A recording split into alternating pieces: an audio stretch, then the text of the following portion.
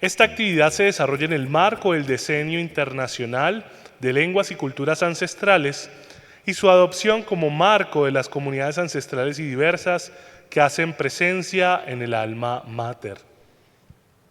La tarde de hoy vamos entonces no solamente a conocer esas musicalidades que en el marco de la ancestralidad y la diversidad que cohabita nuestra alma mater tenemos aquí presentes, sino también a conversar un poco en torno a esa aproximación y esos acercamientos que hemos tenido directa o indirectamente, sea a través de nuestra vivencia, sea a través de nuestro origen, o sea a través de la adquisición de una lengua o una cultura ancestral, de ese valor que tienen finalmente para determinar y para transformar nuestros modos de vida y las maneras en que nos relacionamos. Es por eso que no queremos darle más espera y me gustaría invitar entonces a los representantes de cada una de las agrupaciones que nos van a hacer el concierto esta tarde a que pasen al frente y empecemos este palabreo o este concierto palabreado más bien. Entonces un aplauso para ellos, por favor.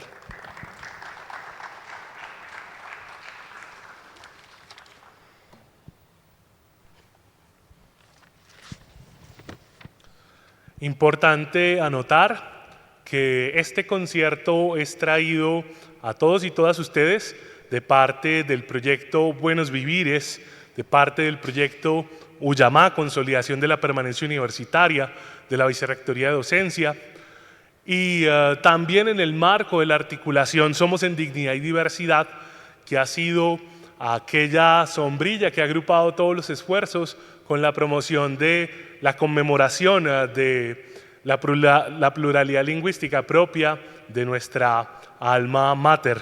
Entonces, para empezar, me gustaría que en el orden que estamos dispuestos aquí en el escenario, hiciéramos una breve presentación de quiénes somos, a qué agrupación pertenecemos, qué músicas interpretamos y enseguida vamos a tejer palabra en torno a todos esos elementos. Muchas gracias.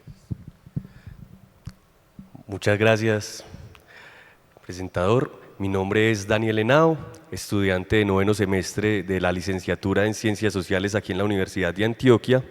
Pertenezco al grupo La Gaitana, una agrupación musical que tiene alrededor de 2 años de haberse conformado y que interpreta músicas de la costa caribe colombiana, músicas como bullerengue y gaita, ¿cierto? Ahorita vamos a estar conversando alrededor de todo esto.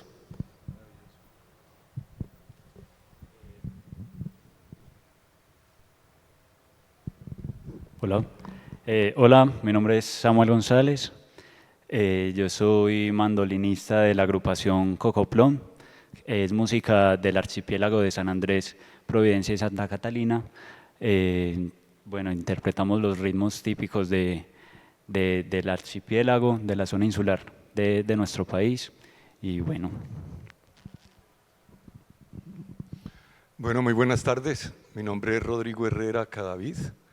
Desde los años 70, o sea, hace ya un rato, empezamos a hacer músicas folclóricas aquí en el Valle de Aburrá, con distintas agrupaciones, inicialmente con Guairapamusca, Vitagüí. Siempre buscamos nombres indígenas porque desde los comienzos nuestra inclinación, o particularmente la mía y la de muchos amigos míos, fue por las músicas folclóricas aborígenes, ancestrales.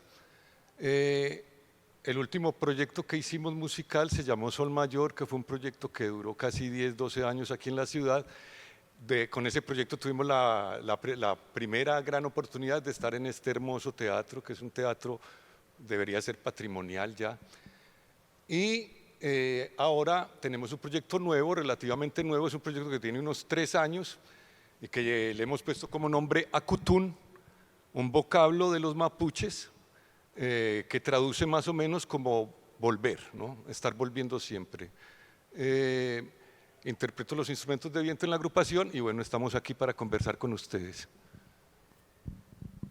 Muchísimas gracias a todos por sus presentaciones Y de entrada, todos y todas las asistentes nos encontramos con una particularidad entre estos voceros que nos acompañan de las distintas agrupaciones que van a participar del concierto hoy, y es que no son hablantes nativos de ninguna lengua ancestral.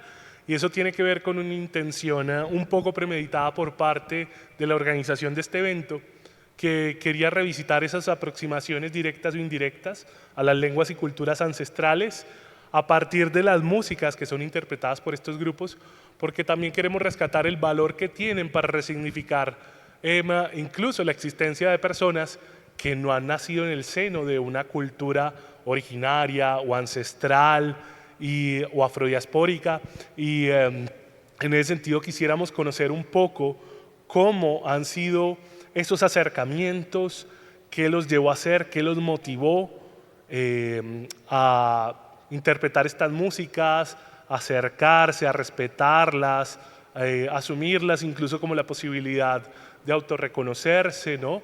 Como parte de esa trietnicidad de la que hablaba mucho el maestro Manuel Zapata Olivella, ¿sí? Esa trietnicidad que nos constituye como país, como territorio, y que está presente de manera consciente o inconsciente en todos y todas nosotras. Entonces, empecemos entonces contigo, Rodrigo, si te parece. Cuéntanos de la experiencia de Acutún, de tu experiencia personal de acercamiento a las lenguas y culturas ancestrales, y cómo eso te ha permitido de alguna manera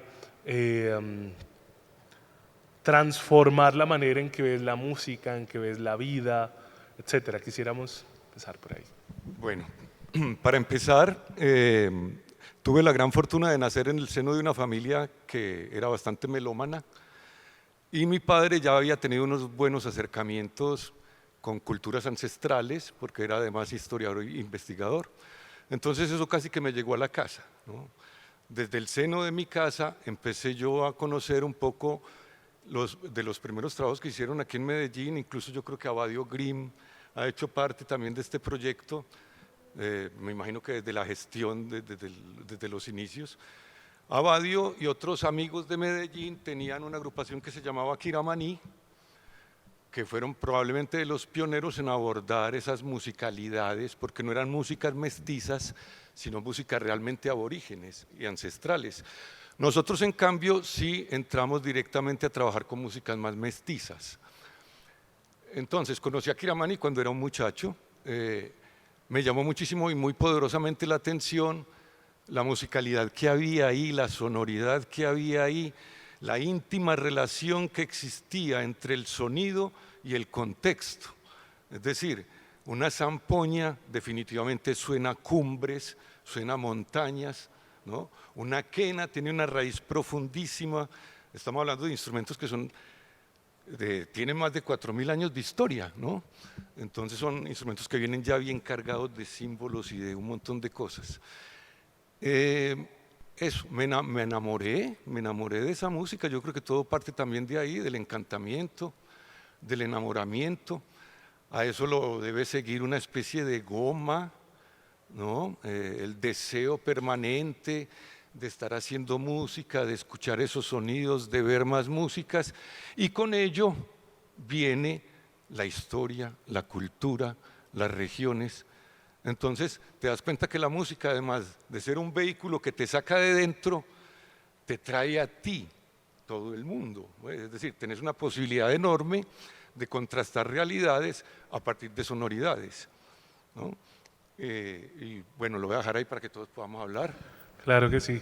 En el caso de Samuel, con quien tuve la oportunidad de participar en el curso de Lengua y Cultura Criol de Multilingua hace algunos años, quisiera preguntarle cómo fue esa experiencia y cómo transformó su vida. ¿Qué significó para ti tomar un curso de Lengua y Cultura Criol en la Universidad de Antioquia? Bueno, bien. Es muy curioso porque, o sea, como en específico con el criol, cuando estaba en el colegio no le tenía como mucho interés al inglés, que digamos, creo que era de las materias en las que peor me iba. Cuando ya entré a la universidad a estudiar música, pues me crié desde muy pequeño en un ambiente muy académico, sinfónico, en donde es muy extraño, o sea, es apenas ahora medio se está como que bueno, empezando a aceptar muchas otras músicas, pero como que se negaba mucho la vista a otras músicas diferentes que no fueran las sinfónicas. Y a mí siempre me ha gustado mucho la música tradicional en general, como de todas partes del mundo, pero hecho desde una raíz como tradicional. Entonces, cuando entré a la universidad, justamente viendo materias sobre músicas colombianas y todo, me topé con la música de San Andrés, que a la final combinó como mucho de lo que yo buscaba, como la música tradicional, aparte de Colombia, y aparte de eso también muy relacionado con los instrumentos que yo toco. Entonces, conocí a un compañero y empecé a estudiar música de San Andrés con él, y bueno, y la necesidad de entender la música y de verla hace parte también como de aprender criol. Entonces era muy curioso porque mucha gente me decía, no, pero el criol es fácil, es un inglés mal hablado, hágale, aprenda inglés y háblelo mal. Y yo decía, pero ¿qué es esto tan raro? Y bueno, y en varios ambientes pues también como debatiendo sobre como qué es lo nuestro, y cómo partimos de ahí para ver otras cosas.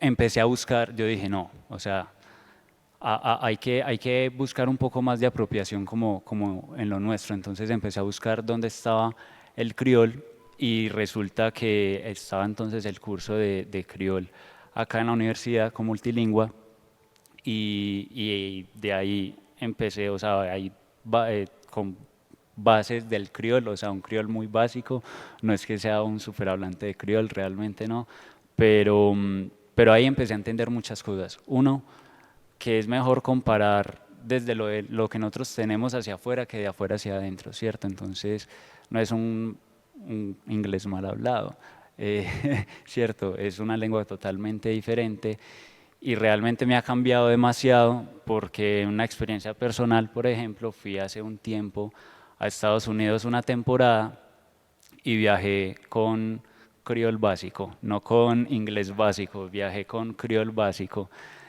Entonces era un poco extraño porque habían muchas cosas que no sabía cómo decirlas, las decía en criol, literalmente, o sea, como el hola, ¿cómo estás? Gracias, hasta luego, ¿cierto? Todo.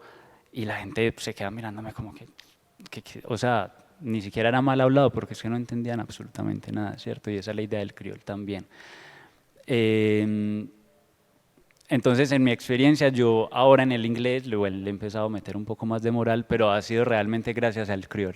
Entonces, a partir del criol es que he empezado a explorar muchas otras cosas, y así mismo como con la cultura sanandresana. Entonces, no es como decir, no, es que esta música se baila como una bachata, pero diferente, no. Esto se baila como un ritmo autóctono de Colombia, pero diferente, ¿cierto? Eso me ha pasado en varias músicas de Colombia. Entonces es más fácil como apropiarse de lo nuestro y ya a partir de ahí empezarse a expandir. Bueno, en mi experiencia el criol realmente me ha abierto como una forma muy diferente de ver muchas cosas, y además como la cultura sanandresana y de Providencia que no es tan visible acá en el interior. Entonces es una forma muy diferente de ver muchas cosas. Muchas gracias, Samuel. Y por último, quisiera preguntarte a ti, ¿cómo ha sido tu relación históricamente con la música y cómo terminaste en la gaitana? Tengo entendido que interpretan ritmos como el bullerengue, por ejemplo, que es muy típico de la costa antioqueña sobre el Caribe, más bien del Urabá, del Urabá antioqueño o del Urabá también chocuano, como también se reivindica. Y bueno, ¿tú cómo terminaste ahí? Cuéntanos un poco sobre eso. Bueno, esa historia, aunque yo no haya nacido en los 80, se remitía a ellos un poco, porque empieza un poco con la historia de cómo llegaron unos tambores del Caribe a las comunas de Medellín, y es con un tinte social y político. En los años 80, a raíz de la violencia que acaecía aquí en Medellín, empezaron a crearse pequeños focos de resistencia. Esos focos de resistencia eran colectivos artísticos, culturales, teatrales, musicales, de toda índole, que ofrecían otras formas de ver la vida a los jóvenes de las comunas de Medellín. Entonces, cuando no era una comparsa traspasando una frontera invisible, era un grupo de jóvenes reunidos en una casa cultural realizando un taller de música y de teatro. Yo me crié en una de esas comunas de Medellín, en la Comuna 3, y escuchaba a lo lejos un montón de tambores. Y bueno, también esa curiosidad innata de la que uno se ve puesto cuando empiezan a sonar como esos instrumentos musicales que tienen como algo que es muy atrayente.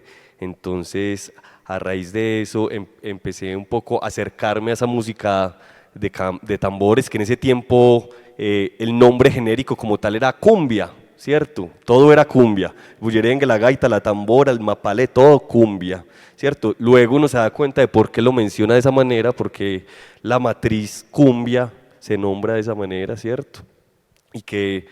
Y luego uno empieza a hacer como un rastreo histórico de cómo esa trietnicidad va dando ciertos frutos, entre ellos la cumbia y todas estas músicas.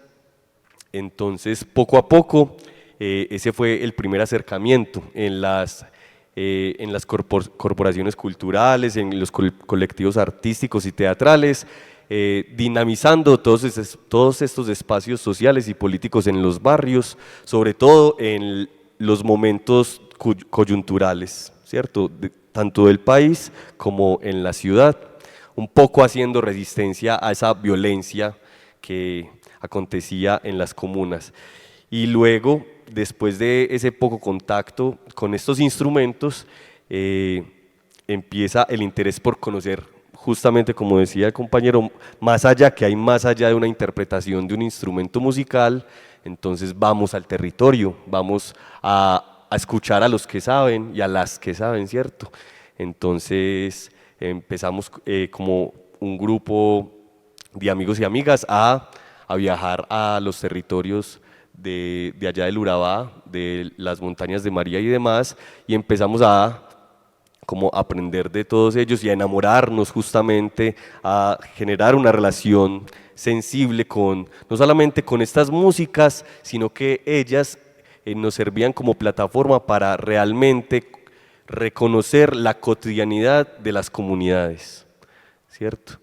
Y un poco darles nombre, darles valor y reconocerlos sin tanto filtro, como un poco la academia a veces nos nubla con tanto filtro. Y si tú quieres conocer una comunidad o incluso una cultura o lengua ancestral, yo creo que la mejor manera es un chapuzón, una inmersión hacia el territorio, ¿cierto? Eso es un poco. Muchísimas gracias. Volvamos entonces con Rodrigo. Yo creo que esta va a ser una pregunta para los tres. A su turno cada uno podrá responderla. Y es preguntarles por ese papel transformador que tienen las lenguas, las culturas ancestrales, pero en concreto las músicas como una expresión de ambas para la promoción o para la vivencia del buen vivir, del vivir sabroso, de la convivencia, la construcción de paz en el seno de una sociedad como la nuestra, que está marcada por muchas desigualdades, iniquidades, discriminaciones. Entonces quisiera saber desde ese lugar, como integrantes de grupos que interpretan músicas, digamos, que promueven estos idearios, estas formas, estos modos de vida o se inspiran en ellos, digamos, para transmitir mensajes y líricas relacionadas o musicalidades y sonoridades, cómo esto contribuye a los buenos vivires, a la construcción de paz, a la convivencia, etcétera. Bueno, Yo creo que de todas formas, sin cerrar los ojos ante un mundo absolutamente globalizado, aún así persiste una pregunta profunda sobre nuestra procedencia y sobre de qué nos vamos a aferrar, ¿no? ¿Qué es lo que nos constituye como seres humanos? Y como seres humanos obviamente tenemos una procedencia, tenemos un entorno y tenemos una cultura. Infortunadamente ya nos tocó nacer en una cultura adoptada o impuesta, ¿no? Entonces de verdad no sabíamos nada de nosotros. Yo creo que hasta el día de hoy seguimos un poco en deuda de eso y de hecho todos estos esfuerzos que hacen ustedes, yo creo que están aunando precisamente la posibilidad de obtener unos resultados realmente inclusivos y de integración y de dignidad de los pueblos, porque hasta hace muy poco, y creo que aún probablemente las cosas estén cambiando, yo creo en ello, quiero creer en ello, ya de hace algún tiempo. Hace un tiempo leía, por ejemplo, en Para que se acabe la vaina, ¿no?, de William Ospina, que esto de las culturas invisibles en toda la periferia del país no era una cosa tan al azar, no era una suerte o un sino que era una política de Estado, ¿no? Era una política de Estado porque era absolutamente embarazoso meterse con comunidades que tenían plenamente vigente y viva una relación comunitaria, ¿no? El sentido comunitario es una cosa que preocupa, porque es que en la medida en que sentís la comunidad, vos te das cuenta que vos no estás solo, ¿no? Que el mundo se gestiona no a partir de ti, sino entre todos, ¿no? Por ahí había alguna frase de algún escritor indígena aymara que decía que es que los seres humanos somos como los dedos de una mano, ¿no? Cada uno aparentemente tiene su autonomía, pero en realidad todos estamos cosidos, ¿no? Yo creo que el esfuerzo que se está haciendo a partir de estos proyectos es una cosa que estaba pendiente y que afortunadamente ya ha ganado una gran solvencia, ha tenido una muy buena acogida. Yo tengo amigas y amigos muy jóvenes que están asistiendo a los cursos de lenguas indígenas y yo he podido experimentar y ver en ellos los cambios también. Es decir, esta vida necesita de que haya por lo menos un interés mínimo en cada uno. Si no nos interesa saber un poco más de nuestro pasado, pues entonces ya sabemos a qué estamos abocados. Entonces, yo creo que uno se lo plantea también como una necesidad, ¿no? Yo me lo planteo más como una necesidad. Hice música folclórica muchos años, la dejé muchos años también porque también la precariedad y un montón de cosas me obligaron a hacer trabajos que no quise hacer o que me tocó hacer. Pero tuve que dejarla mucho tiempo y sin embargo ella sigue siendo el vehículo más extraordinario que yo he conocido en mi vida para aproximarme a lo que antes ya decía, a las realidades de un montón de culturas invisibilizadas o que desafortunadamente no conocemos porque este país está todavía por crecer y por desarrollar un montón de cosas que deberían redundar en beneficio para todas las culturas de este país. Bueno, pues por mi parte va más o menos también como lo mismo. Yo considero que la música es como la cédula o la tarjeta de identidad como de cada cultura, realmente. Entonces, a partir muchas veces como de lo que uno escucha, y sobre todo en música tradicional, puede uno inducir muchas cosas sobre la cultura, ¿cierto? Y en Colombia justamente ha pasado, sí, se han invisibilizado muchas culturas y yo siento que hace pocos años es como que ya se están empezando a hacer un esfuerzo por reconocerse, por autorreconocerse y también por ir más allá, pues lo que hemos hablado, como ir un poco más allá.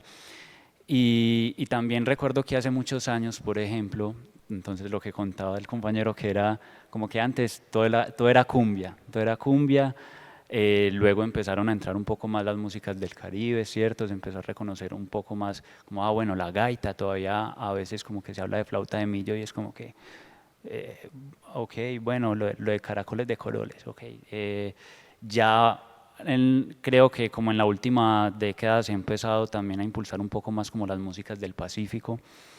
Entonces ya hay algunos espacios, incluso en ciudades como la nuestra, que es de las ciudades pues como con más movimiento en el país, en donde ya se empieza a reconocer ciertas culturas que antes literalmente, o bueno, incluso ahora mucha gente no reconoce. O que no sabe que existe, ¿cierto? Como que aquí en Medellín incluso pasa mucho, o sea, está Medellín, el aguardiente, la arepa y no más. Y hablar de San Andrés incluso para mí ha sido, o sea, una completa locura, porque mucha gente no, o sea, muchas personas solamente piensan en San Andrés en vacaciones.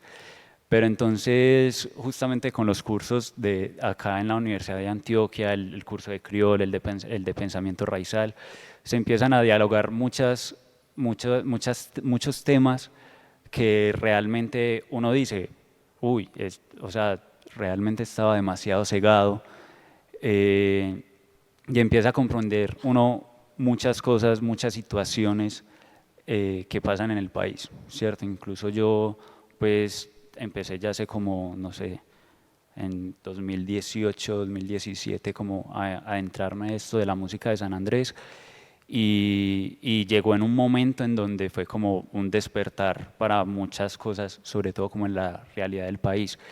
Y con San Andrés es una cosa muy, o sea, que uno no todavía considera, o sea, los colombianos decimos, aquí pasan cosas irreales, o sea, el surrealismo colombiano, ¿cierto? Que uno como que es real, pero todavía no, o sea, como que es increíble. Y San Andrés es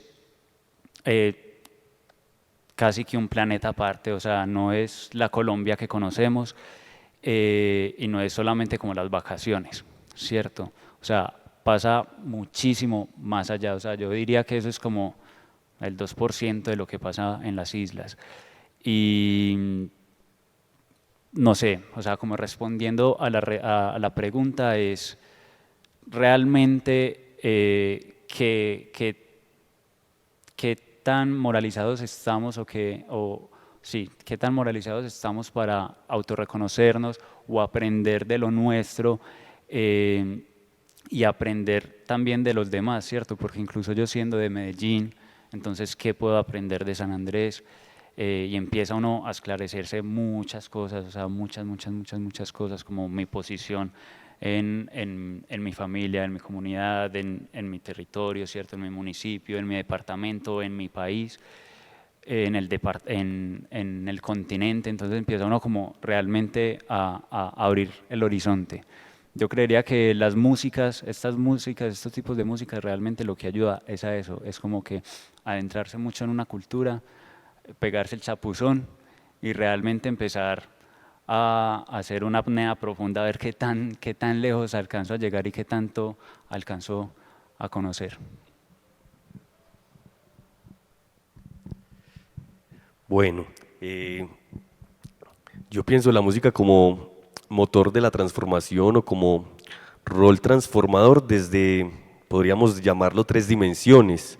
La primera dimensión, que es como lo subjetivo, como el mundo de las afecciones individuales, de una persona escucha unas sonoridades y es atravesado su cuerpo por estas y cambia un montón de percepciones a partir de unos sonidos, evoca emociones, sensaciones, ¿cierto? Movimientos, además de ello.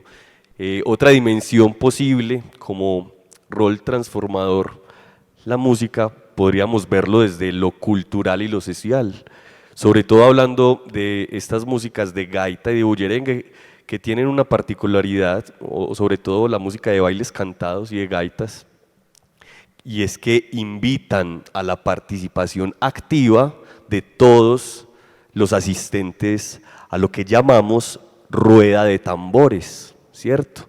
Y eso también si lo vemos desde una perspectiva democrática de la participación social, también es una invitación, no digamos que implícita, pero sí simbólica a participar socialmente o participar activamente de las dinámicas sociales.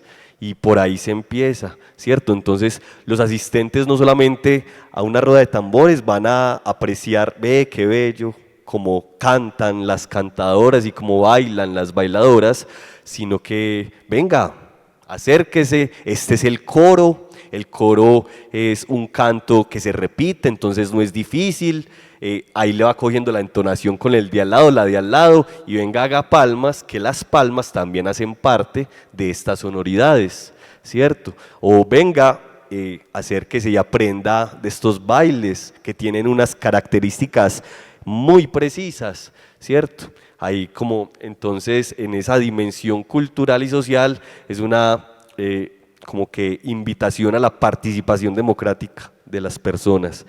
Y una tercera dimensión, podríamos estar hablando de la dimensión de la resistencia, de lo contrahegemónico. Se nos imponen muchas cosas en la vida, pero sabemos que el arte es una plataforma de resistencia, todos los tipos de artes y en especial la música, porque también da voz, en este caso, a las comunidades que no tienen otra plataforma para enunciar sus necesidades y sus dinámicas propias, ¿cierto? Entonces, también desde ahí, además de que parte de la resistencia, se invita a las personas a pensar algo de forma diferente, ¿cierto?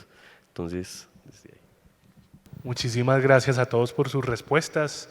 Sin duda aquí tenemos testimonios de ese papel transformador que tienen las músicas en la manera en que las personas en su diversidad afrontan la vida, y en ese sentido creo que sin duda hay un papel, y es el reposicionamiento frente al ser, frente al saber, que se experimenta a partir del acercamiento con todos estos legados musicales, sonoros, con todos estos patrimonios vivos e inmateriales, materiales de las lenguas y las culturas ancestrales de nuestros territorios.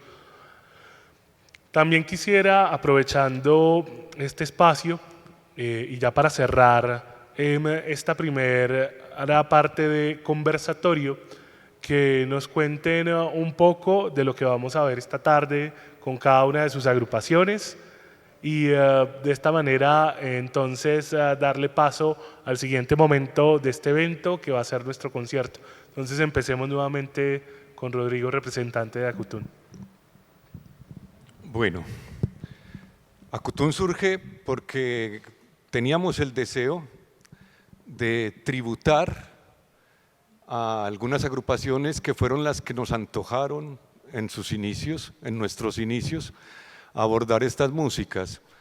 Entonces recuerdo que cuando éramos apenas unos adolescentes conocimos una agrupación llamada Urubamba, que definitivamente nos impactó, nos gustó muchísimo y nos acercó a ese mundo de las músicas andinas suramericanas.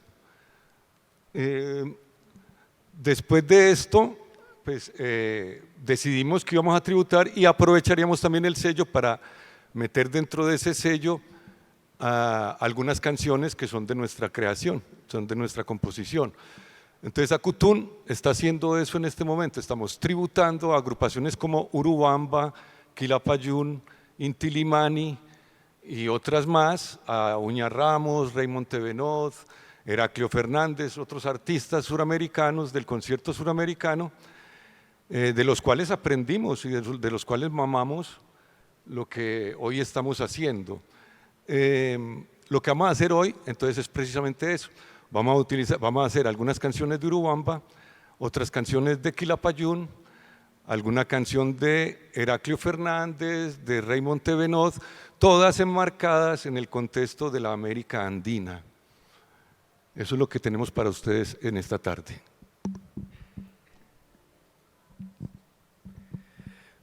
Bueno, con respecto a la gaitana, tenemos muchas sorpresas.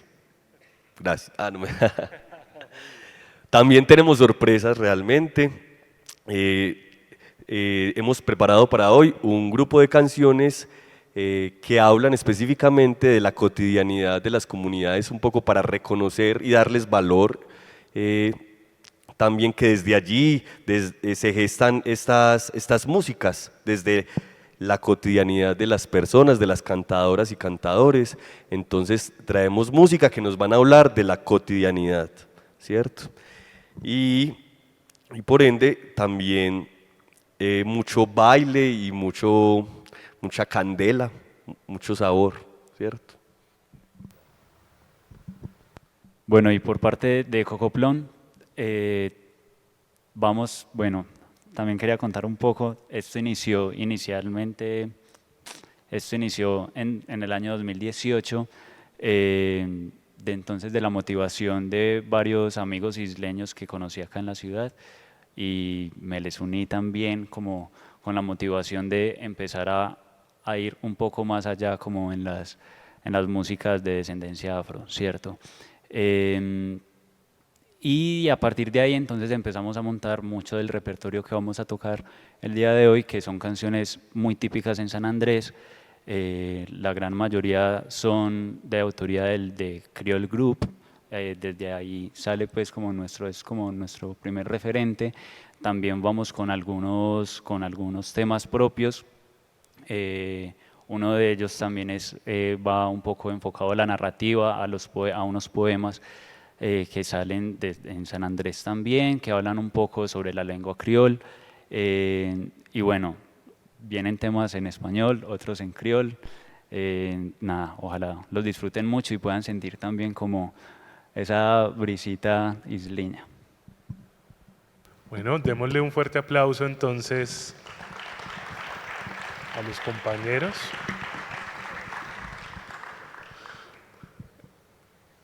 Queremos entonces, y bueno, ya se pueden, digamos, retirar los camerinos. Ya enseguida vamos a dar inicio al concierto, pero no sin antes darle las gracias a UDI Arroba de la Vicerrectoría de Docencia por posibilitar la transmisión y la grabación de este evento. Eso permite ampliar las presencias más allá de este teatro. Por supuesto, a la Vicerrectoría de Extensión y al Teatro Universitario Camilo Torres por todas las facilidades logísticas para el concierto palabreado que estamos disfrutando en este momento, y al Servicio de Interpretación y Traducción en Lengua de Señas Colombiana de la Escuela de Idiomas y la Vicerrectoría de Docencia, quienes nos acompañan con la interpretación simultánea en lengua de señas colombiana. Ahora, para darle paso al siguiente momento de este evento, me gustaría traer a la memoria de nuestro encuentro un poema de uno de los grandes promotores de la lengua criol en el contexto de San Andrés, Providencia y Santa Catalina, que falleció lamentablemente hace unas semanas. No obstante, esa idea del fallecimiento no nos gusta mucho, nos gusta más la idea de la trascendencia, de la descarnación, de ir a tomar ese lugar con los ancestros y las ancestras. Y ese poema tiene por nombre The Creole Man, o el hombre criol.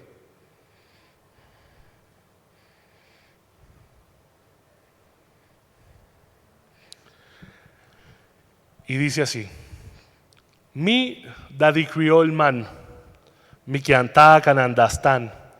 Unu listen everyone, that Creole pan fi mi land.